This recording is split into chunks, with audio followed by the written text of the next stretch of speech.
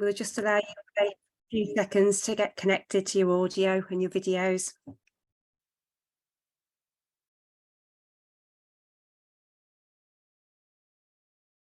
Welcome everybody. It's lovely to see so many of you this evening.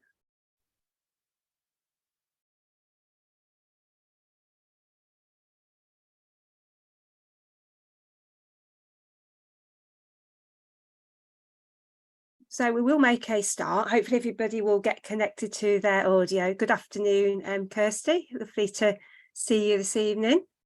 So thank you very much. Thank you for joining us. Like I said, it's great to see so many of you here this evening.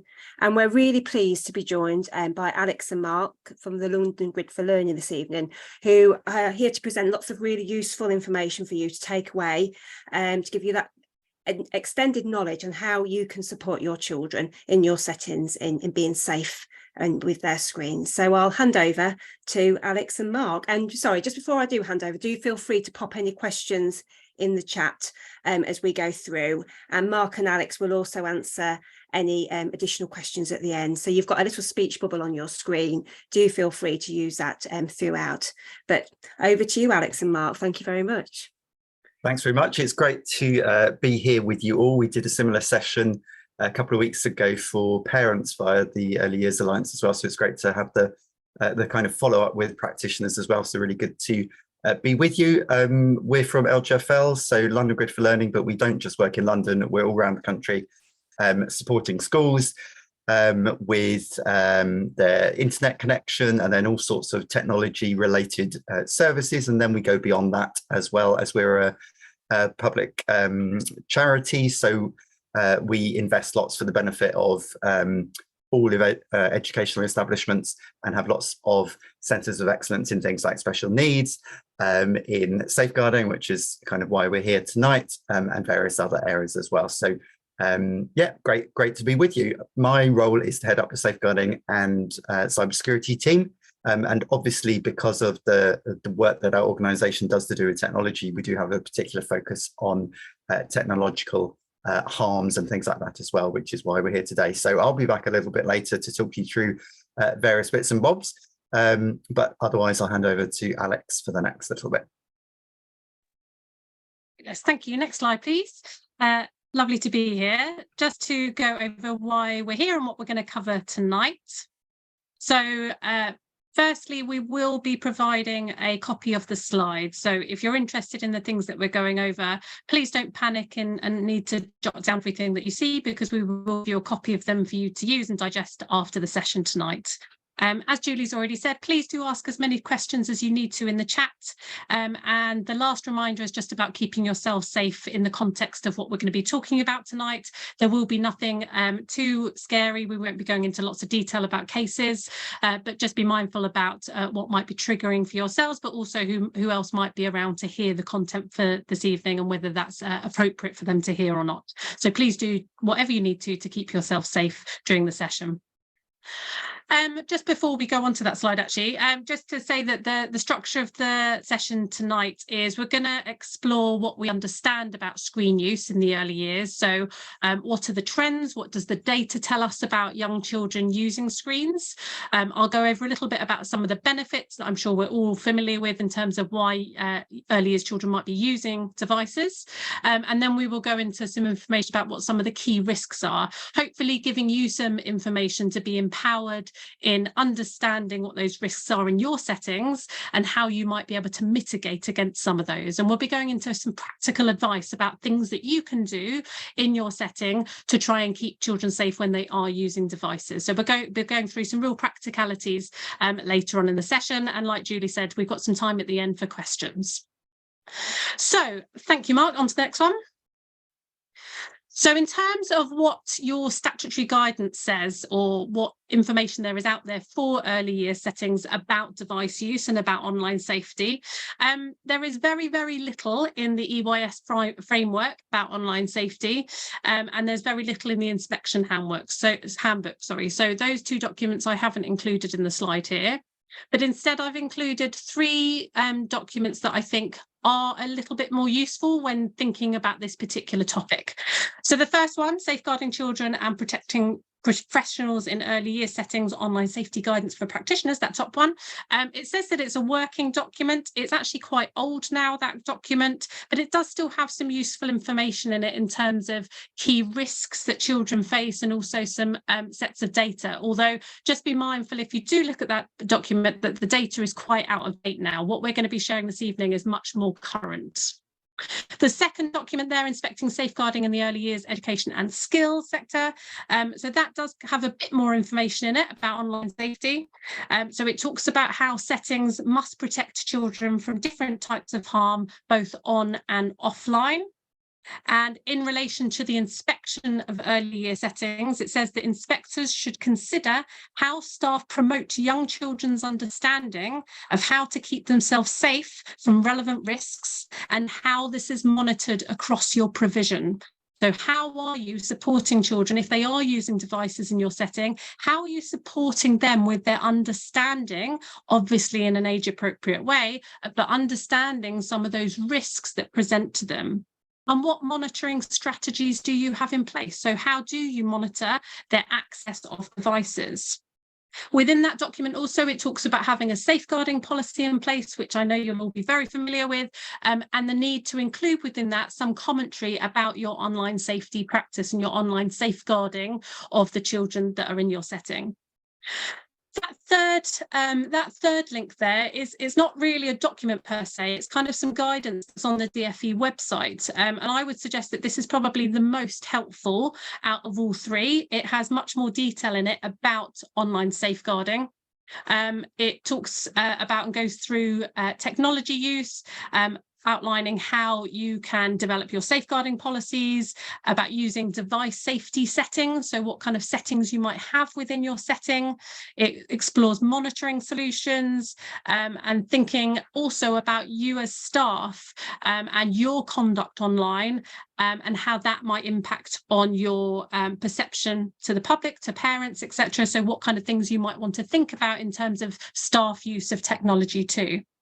And lastly, within that guidance, it goes into looking at what we should be teaching children in early year settings about safe technology use. So it says about making children aware of what safe use of technology looks like, choosing educational apps and platforms to help them to develop their skills, and having conversations, and we'll be coming back to that quite a lot tonight. Best thing we can do with children is really get in place those key foundations around trusting relationships and having conversations about what children are doing online as well as what they do offline, because these two worlds collide. They merge together now. Our online and offline worlds are one, really. So we need to be treating them as such when we're talking and communicating about them with children. Next slide, please. Okay, so thinking about children and their use of screens, obviously we're thinking about screens in the widest sense of the word. We know it's not just about PCs and laptops. We're talking about iPhones and other mobile devices. We're talking about tablets and perhaps watches that children are now using. So all of those types of devices that are mobile technologies and have the internet enabled on them. And we're talking about children in the early years, and I don't need to tell you, we know that those first few years of a child's life are absolutely fundamental for children's development. That whole nature-nurture debate, we know that the experiences that children have within those early years are absolutely critical for the development of their brain and the development of skills and personality as children grow. So it's only right that we consider what kind of input are children getting from technology when they're in those early years, because it is going to influence their development, and it is going to influence things like habits that are forming, and also behaviour. So it's an important topic for us to cover tonight. Next slide, please.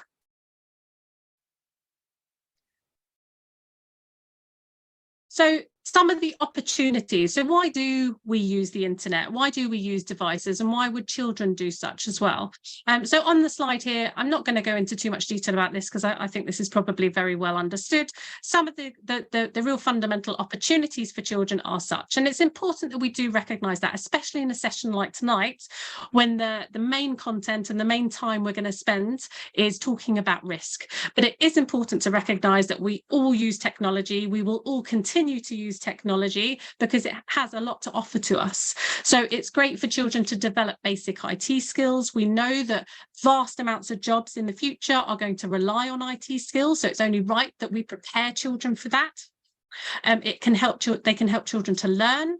And the asterisks there are that we also know that when it comes to learning on a mobile device, it's important that we consider how that learning takes place. So putting a child in front of a game or in front of some kind of software that is there to develop certain skills, actually the benefit of using that type of technology comes when an adult interacts alongside the game or the piece of software or whatever it is. So yes, screens can help children in the early years to learn, but what is much more beneficial is when you have an adult scaffolding and facilitating whatever that game or that piece of software is. The internet allows us to play, to create in a very wide sense. It helps with inclusion for children who might have special educational needs, so how it might help a child to communicate, to have access to things that they might not have access to in the offline world. And of course, as COVID proved, it really does help us to keep in touch. So loads of opportunities, loads of benefits that we mustn't forget. However, tonight we are going to be thinking about those risks. So on to the next slide. These are some of the general risks around children in the early years using technology. So if you want to bring them up, thank you. The first of which is when children are engaging in technology, there can be a real lack of reciprocal human engagement. So typically when a child is sat in front of a device, whether that be a phone or a TV where they're streaming something or a tablet, whatever it is, it's usually a one-way communication that they are just passively consuming what they are seeing. So there's that lack of reciprocal human engagement. And we know that children in the early years, they need that human engagement. That is what they are wired, neuroscience-wise, that's what they are wired to receive. And that is what builds brain architecture. Where they are not getting that, or where a screen replaces that human interaction, then their social skills development is going to be slower, obviously depending on how much screen use they get. It hijacks attention. The main purpose of things like streaming sites, video streaming sites, is to keep your attention. So we know that it's very good at doing that. We all know how difficult it can be to put down our phones sometimes, or to put down our devices. It's the same for children. So it can hijack our attention, and it can make it quite difficult for children to step away from devices. It's a passive process. We know that children need to move a lot because of their physical development, and usually when children are on devices, it is a passive process, so therefore that movement, that gross motor development doesn't happen.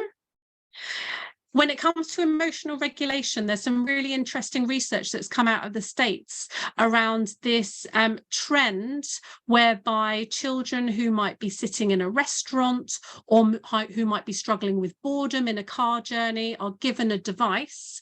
And what they're showing through this research is that actually by doing that, the devices are actually stopping children from learning, from experiencing those big emotions and learning how to cope with them and to regulate themselves.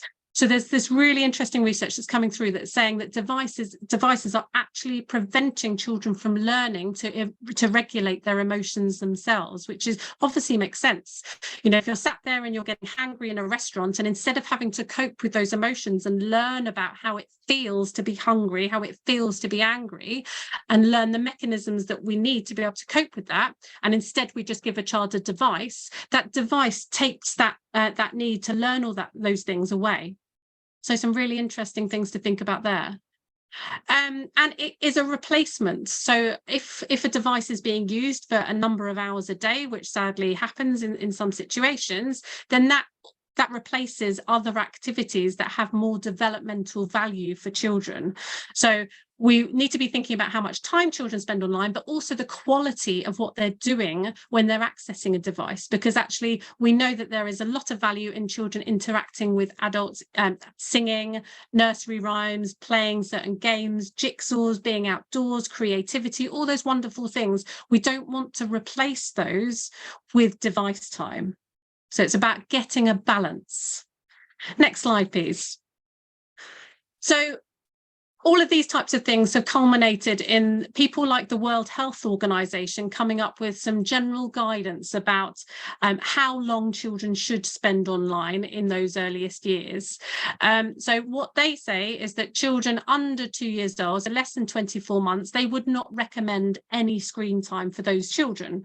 And the reasons are exactly those that I've just gone through on the slide before, that we know that there is much more value in children having those other types of interactions and opportunities. Over 2 years old, the World Health Organization would say that sedentary screen time should be no more than an hour, and less is better. So it's absolutely up to parents first and foremost to decide whether they stick to these guidelines or not. But I think it's useful to explore what some of the risks are here so that people can be informed in making those decisions. And likewise for you in your settings, making those policy decisions about when do we use devices, what do we use them for, and really thinking through your kind of rationale for that. Okay, over to you, Mark.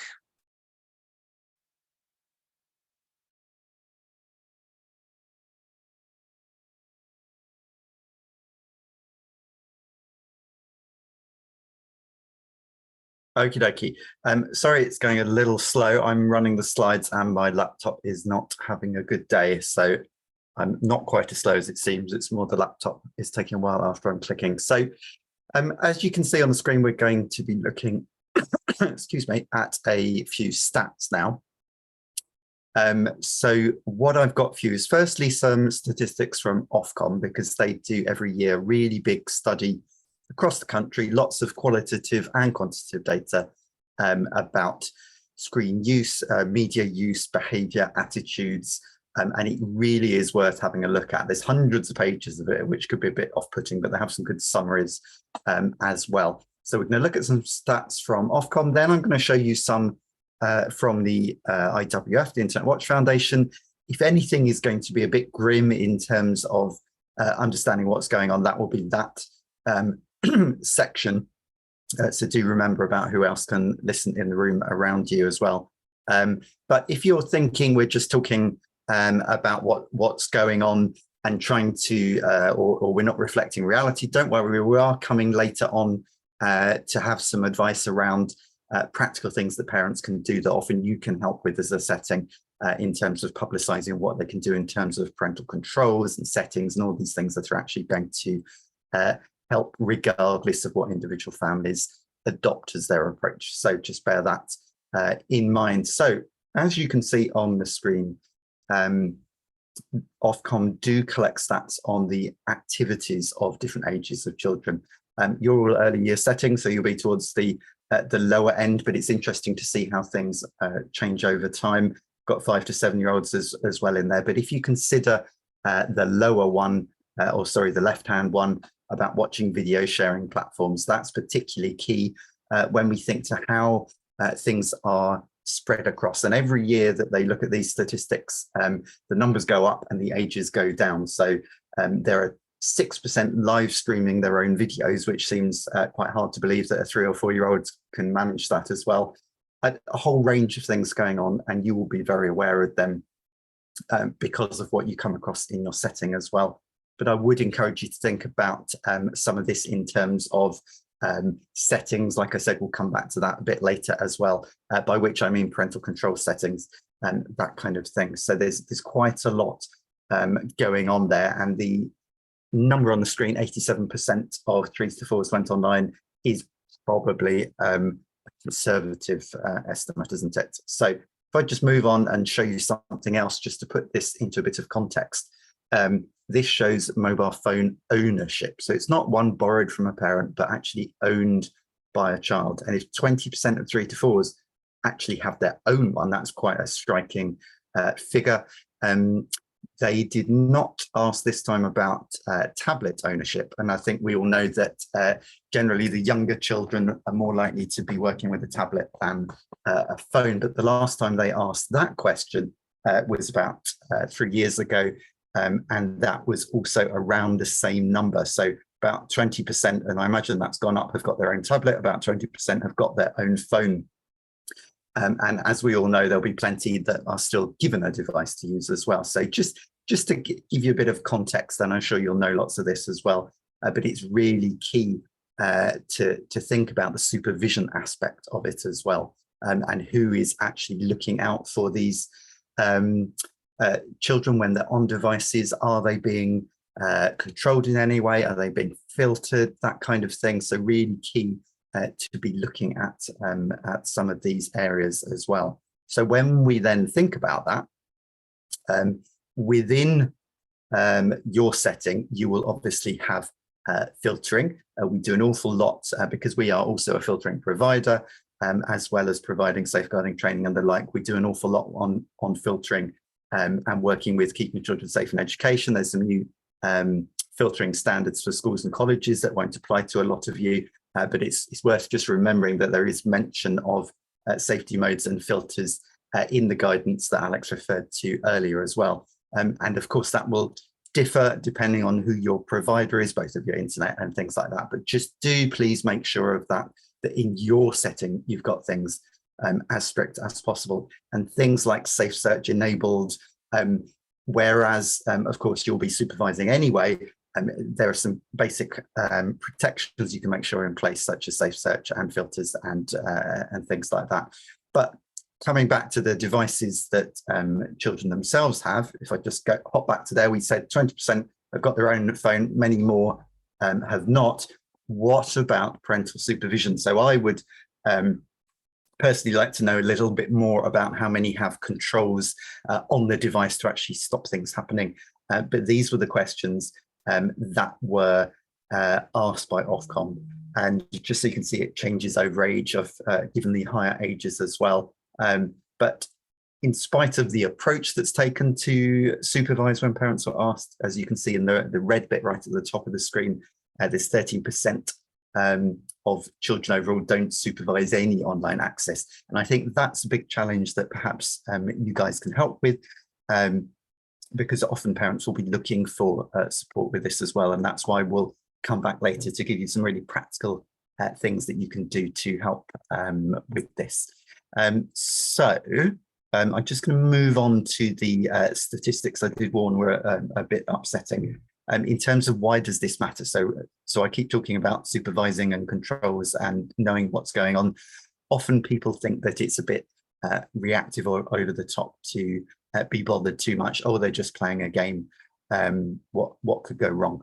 But actually, the IWF are the only people allowed to, outside of law enforcement, to scan the internet for child sexual abuse, has found quite a massive array, and they do so every year in terms of what they find online of children being, oops, I've gone backwards, of being abused. And even though the lowest years are really quite small, as you can see there, it's only small in terms of that graphic. It still represents 1,000 0 to 2-year-olds and 11,000 3 to 6s being abused. And particularly that's relevant in terms of what I think I've got on the next slide about things being self-generated. And self-generated essentially means that the child is in control of the device. You will see on here that 7 to 10 is the first age that appears, but I did check up and they are finding this for the younger years as well. Basically, as soon as children are old enough to hold the device themselves, there are instances of them being tricked into getting undressed online or doing plenty more graphic things, shall we say, that are highly illegal and child sexual abuse that is happening to younger children. So in terms of why does it matter when the device is handed over, that's quite a stark illustration of it as well.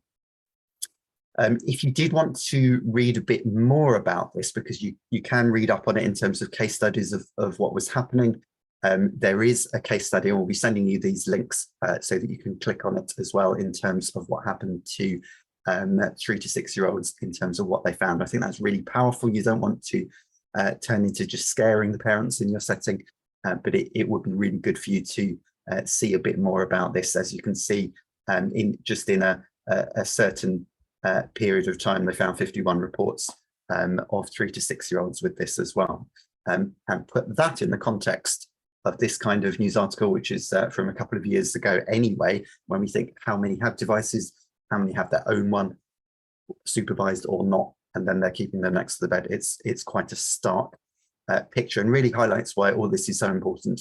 We could obviously say a lot more, but we haven't got the time today to talk about general online safety education. And of course, that goes on throughout all years, but it's really important that it takes place in the early years, both educating for the children at the earliest years before something has gone wrong, but also supporting parents. And I will be giving you a few resources a little bit later to support you with that. So I'm going to pause for a little bit while I get something ready to show you, and then Alex is just going to talk you through this slide.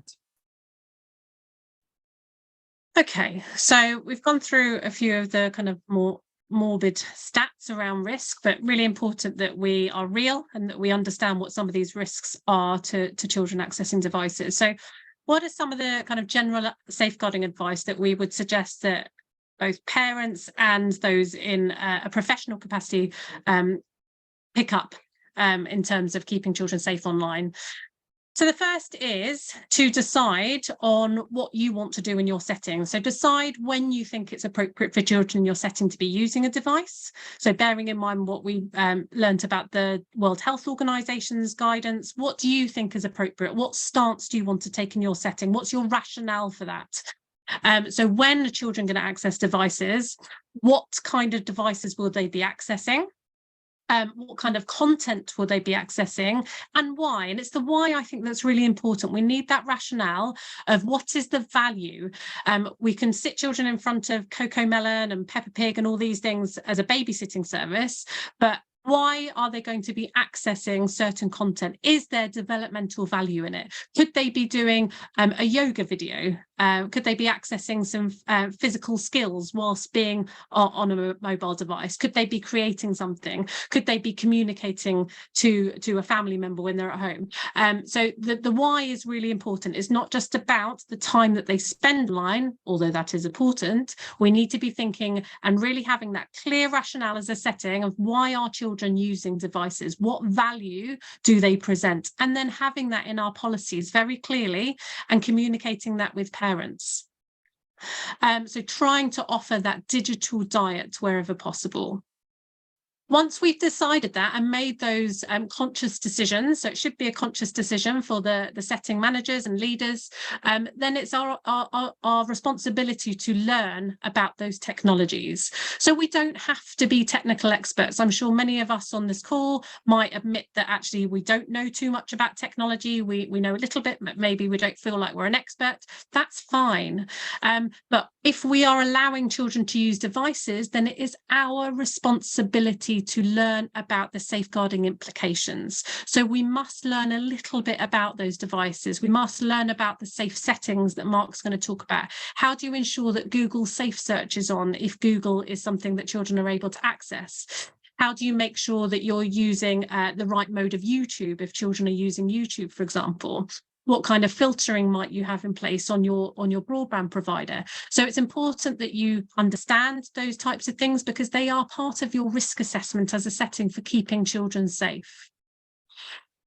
Talk to children. So this is one of the most fundamental things we can do, is to start the conversation as early as possible as when children are accessing devices, starting to have that conversation about what children are doing, what they enjoy, and also taking those opportunities for learning. So for example, if a child says that they find something scary, to talk about, okay, what did they find scary? How did that feel to them?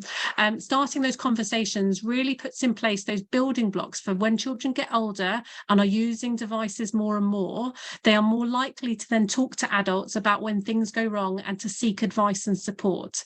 If we're not doing that in the early years, we're really missing those opportunities to build habits and to build positive good behavior around technology use. So just having those day-to-day conversations, open questions, being curious about what children are doing online, trying to bring their offline activities and interests into the online world and vice versa.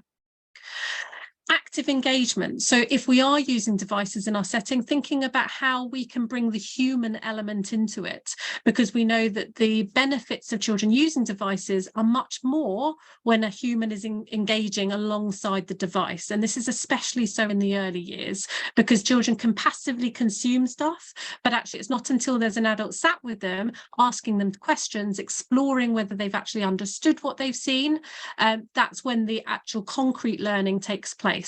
So where possible, not necessarily using devices as an opportunity to have a half-an-hour coffee break, but actually how can we engage with children whilst they're using devices to really, again, get the developmental value out of them.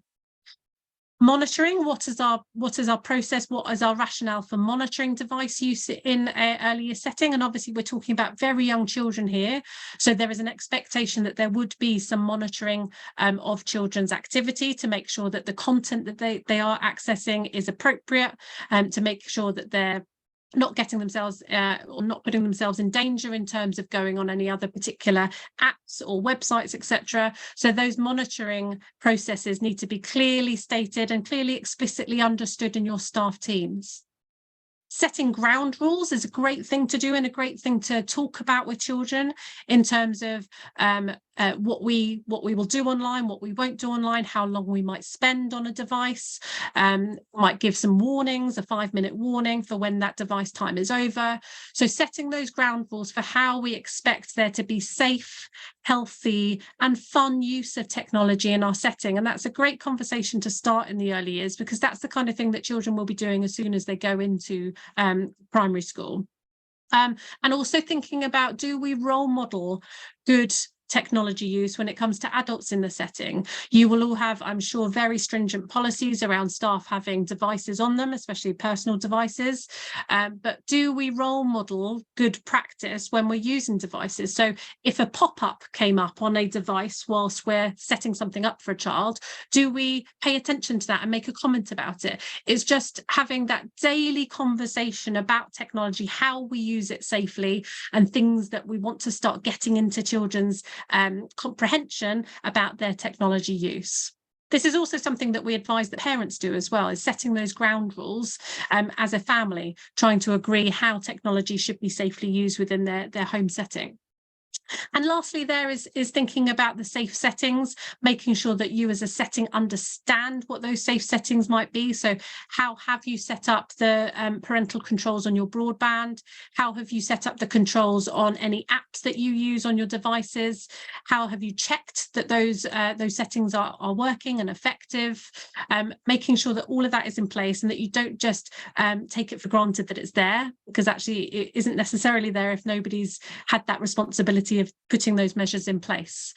And hopefully that is what Mark will give you a bit more information about now to take back to your setting about those types of settings that you can put in place. So back to you, Mark.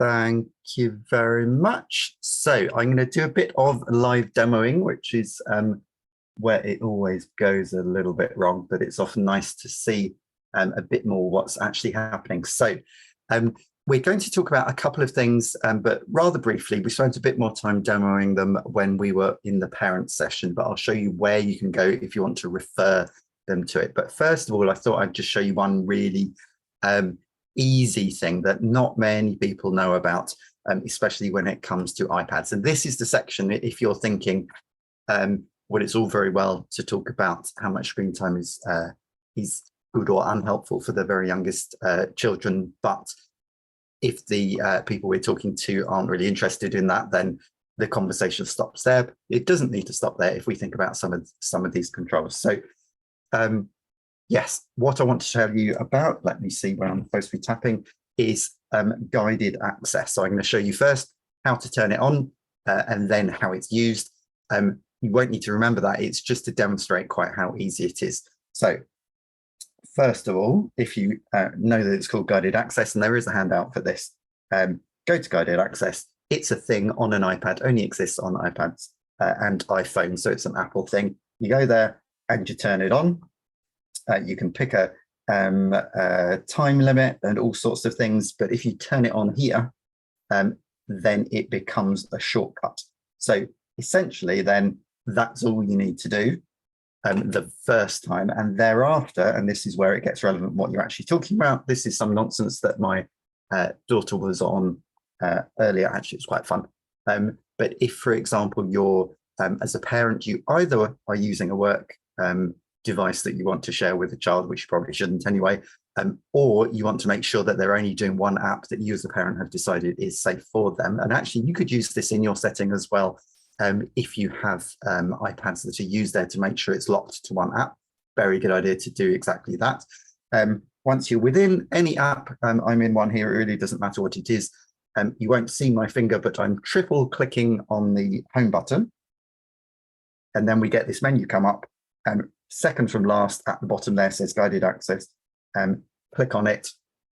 And then we've got options to stick on a time limit, however long you want it to be. And then that's it. Press start. The first time it will, hold on. First time it'll ask you for a thing, and as you can see in the middle of the screen, it said it started now 24 minutes, so it's locked into that app, and also it will stop after whatever time period you've got. So the first bit you only ever do once, and then this one, triple click, turn it on, and then off you go. That would be a really easy thing, even if you've got parents who are saying it's all a bit too much to think about, and they don't know quite how they're going to handle it. So that's one thing. The other two that are kind of classics that you probably know about, or at least that they exist, are on Apple devices. So I'm staying on that one. You've got a thing called screen time. So if we go to screen time, you can turn it on. I'm not going to go through all the settings, but essentially you can have content and privacy restrictions. You can have all sorts of kind of lockdown. So there's no internet available. You could lock to a certain app. You could turn off the internet. You can say that nothing can be done after 7 o'clock at night. And if we think back to devices being left in the bedroom at night, all these things are really, really fairly straightforward to set up. That screen time on there, and then in Android, I don't think I'm going to show you now because we haven't really got the time, but it's essentially the same thing, but it's called Family Time, run by Google, who obviously are the people that make the software for Android phones. So I'm just going to hop back to my browser now. As you can see in the slides, you're going to get there's a bit of a reminder of that thing I just showed you with guided access, but I'm going to drag over my browser now to show you a couple of websites with resources that could be useful for you. First of all is our site called ParentSafe. Now, ParentSafe, as the name would suggest, is a site that you can share directly with parents. We'll send you the link, but it's simply parentsafe.lgfl.net. And it's for all ages, so it's not just for early years, but I will show you some specific things useful to you. And particularly for what I was just showing you, safe settings and controls, it will, oh, it's opening a new one, but you can scroll down and here we go. We've got details of that screen time, family link, and so on, which I told you about, so that you don't need to worry, because I'm sure some of you are thinking, well, I've got no idea how this works. You can refer them to that all on our page there, which hopefully is useful. Equally, there's all sorts of other materials as well. The digital family agreement that I'll just open up relates to something Alex was saying about laying down ground rules.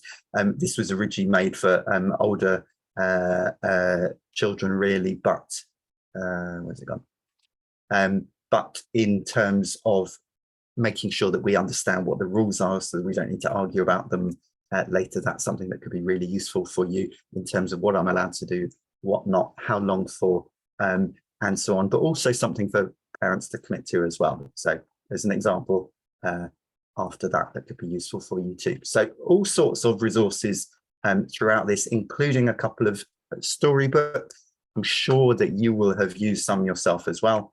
But if I just show you one example called the Online Zoo, is very much appropriate for the early years in terms of really colourful, cheery type story about lots of animals in a zoo that are all on devices and get into scrapes and bumps and things because things have gone wrong, whatever they may be.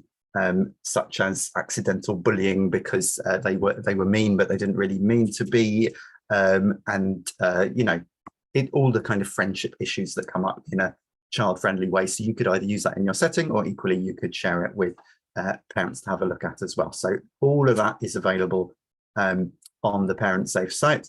But also, coming back to screen time, obviously we spoke about how the very lowest ages, you know, in the first couple of years of life, would be best not to be having it anyway. But in terms of having a different approach and thinking not about screen time, but about the quality of it as well. And there you will find this pie chart here. Hopefully you can more or less read it. Is a different way of looking at things from the Children's Commissioner to try and make sure that if we are on devices, we're doing it in a profitable way, in a way that's actually going to help develop us and be positive and all that kind of thing, rather than just scrolling through social media or whatever, which even if you think is not the case, does happen for really, really young children are on social media apps. So that's Parent Safe. I'm just going to now show you a couple of other resources, and I still have the tab open. So those statistics from the Internet Watch Foundation, they're all from their annual report, which you can find out lots more about from the website there if you did want to, and we've got the link for you coming up as well. But I'm just going to show you really quickly 3 little videos. I hope that you will know them all, and you'll be tutting at me because of course you know them, you've used them, you've recommended them for parents as well.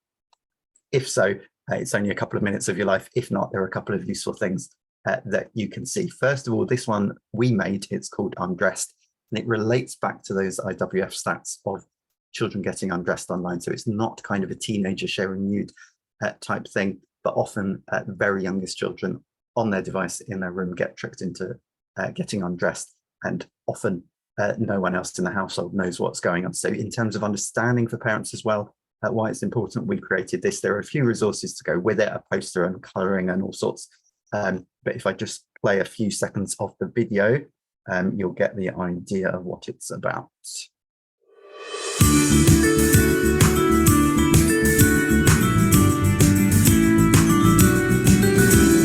Playing with your phone can be lots of fun. It can make you feel like you're number one. It can be cool when you come home from school and still see your friends through the camera lens. But remember the rule and what you learned at school.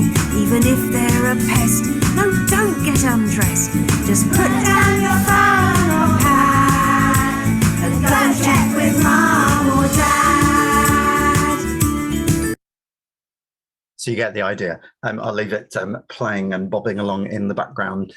So hopefully in a really child-friendly way, that is something that could be useful for you to get across this message. That's actually in a concrete way going to keep them safe, if they know that it's quite simply a rule, that it's a thing that you don't do. That could be really handy for you to either use or share, or a bit of both.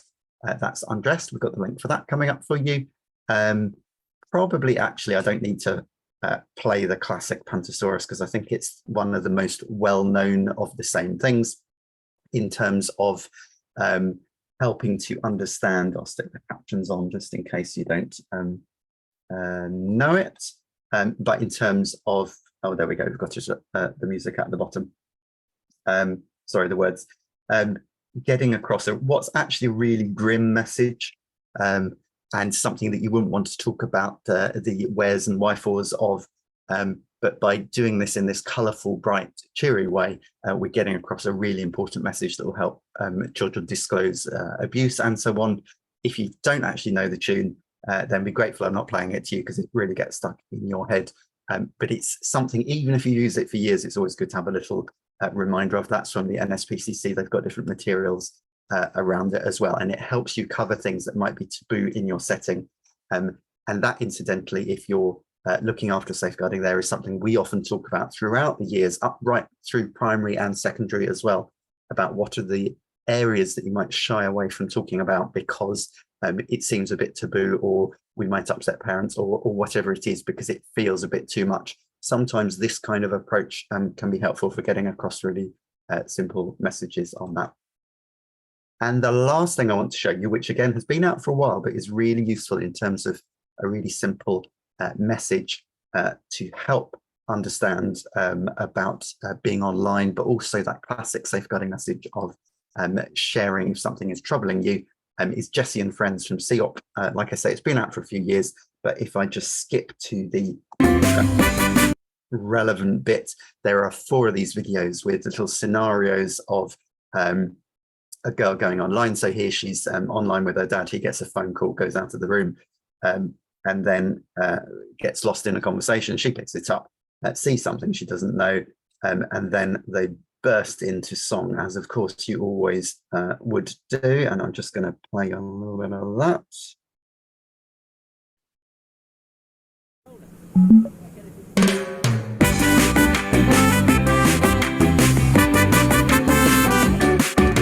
It's fun to play on your device, so much to see and do. Watching funny videos is really cool, it's true. Sometimes you might see something that makes you go, uh-oh. Uh-oh. If you feel bad, Put down the pad, here's what you need to know. if it makes you feel funny in your tummy, worried, scared or sad, then you must tell a grown-up you trust, like a teacher or a mum or dad. If it makes you feel funny in your tummy, then something's not okay. Okay, you get the idea. So that's also something that could be useful. There are actually loads of materials to go with it as well, but just that thing of having a funny feeling about something and then sharing it with others can be really important to help children understand that sometimes they can disclose things that they don't even know should be troubling them. So that was the last thing. There's of course plenty more. The slides that you're going to get sent, I'm just going to click through because I've shown you in other ways, but just so you can see what you're going to be sent, as well as all the links are the bits and bobs that relate to what I've just shown you, from Parents Safe, links to where to go, a couple of things that are on it, a picture of the undress thing, and as you can see, the links that we've shared for you here, what we've shown you, but also from others, not just from us, and the reports, if you did want to find out a little bit more about what we've been showing you today, are all at the end of the slides. So we've got time for questions, but Alex, did you want to say anything before we go into questions and then hand back to Julie and Tracy? Yeah, just one of the links there. So I don't know whether you can go back, Mark, to the page with the and again the one before. That one? Yes, thank you. So just another bit of advice, that top link under other support. So number 1, Internet Matters parental controls. If from what you've heard tonight, you're thinking, actually, I don't know how to set up parental controls on my broadband provider or on a particular device or on a particular app, then that's a really good site to go to. You literally have a drop down of all the broadband providers in the UK. You click on the one that you're with and it will bring up the very simple instructions for how to turn on particular settings for that broadband provider. Likewise, it's got the same for specific devices that you might use and specific apps. So that top link is really good if you're kind of new to all this and you're thinking, I don't really know about the basics of the safe settings that I can install on particular things. So I just wanted to point that one out. And somebody asked about gaming as well. Yeah, this second link is really good for that. Common Sense Media. They've got games, books, even apps and films that they review. So for gaming, they have a review, what the parent said, what the child said, what they say about it as well. There's loads and loads in there.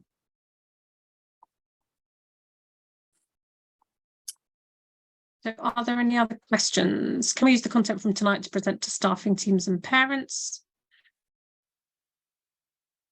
Yeah, we're going to give you the slide pack. So it's for you to use that information how you see fit with your staff teams. And if there's any information that you think would be useful to share with parents in the right kind of context and way. When we're talking about parents, often we advise to drip feed information as well. So do a bit at a time rather than send them loads of stuff. So Parent Safe it sounds contradictory, but that's one site that you can share in its entirety. But also pick out little bits from it that you think might be relevant and drip feed them throughout the year. or just take one of the links you can see on screen at the minute as well. That should help you a bit. With that, I'm just scrolling through the chat to see if there's anything we haven't answered. Yeah, Tracy says about exactly that, putting it in the newsletter. Lots of schools do that, dripping it in a message at a time, or even having a message at parents' evening, you know, having a leaflet that you might want to give out, because it might be hard to engage some parents. They might not see this as something they need to pay attention to. So trying different creative ways to get messages out there and across to parents to tell them that it is relevant to them, what they can start thinking about. I don't see any other questions coming through, but please do put them in the chat if you have any, because we do still have a few minutes. Otherwise, while you're thinking about if you've got any more questions, someone from, I can't remember which of you from Early Years Alliance is going to come back to wrap up, but feel free to pop questions in the chat just while they're doing that. Thank you very much, Mark and Alex. It was a really interesting, some really practical advice to share with families as well, which is great. And Mark and Alex mentioned throughout that they kind of delivered a similar session, a few weeks ago to families, and that's on our Family Corner page. So when we send the handouts, we'll make sure you've got the link to that useful information as well that you can share with families. We just wanted to remind you how to stay in touch with us as well. You can visit our website, you can follow us on Facebook, and as I've already touched on, we've got a great website for families called Family Corner, which covers all sorts of things. But like I said, Alex and Mark have very kindly written a blog for us on there and delivered a session for families too. So thank you very much for joining us. Have we had some more questions pop into the chat during that time? I've seen it pinging up, but I haven't noticed if were any questions for you, Alex and Mark. There's just one about advice on getting a 5-year-old obsessed with tablets off them. It comes down, I guess, to some hard parenting, but also using some of the tools around, because, you know, if you start with the agreement and kind of lay the ground rules when you're not in the middle of an argument about it, I realise five-year-old, you know, in terms of understanding these things is not quite the same, but a bit of that talking in advance, a bit of or a lot of the parental control settings, I think would be helpful, because then in a way, yes, they know that you put them on, but you're not the one coming to try and take it away, because if you get it to automatically lock after 30 minutes at a time or whatever it is, or to not work after a certain time, eventually they will get used to it, and it's not you coming in having to take it or you coming in having to press a button. So there is that layer of abstraction that will help, but it's certainly not an easy one to avoid once you get into it. Lovely. Thank you very much.